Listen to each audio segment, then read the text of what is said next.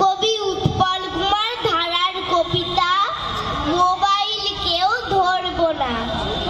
ছোট্ট সবাই আমরা যারা শপথ নিলাম আজ, খেলার সঙ্গে লেখাপড়া হোক আমাদের কাজ।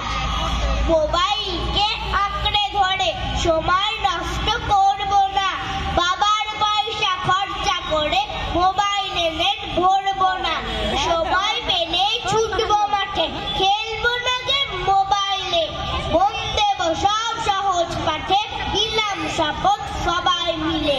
ফোনটি বাবা মায়ের হাতে থাকছে যেমন থাকুক রে, বয়স্করা ফোনটি হাতে রাখছে যেমন রাখুক রে। মোবাইল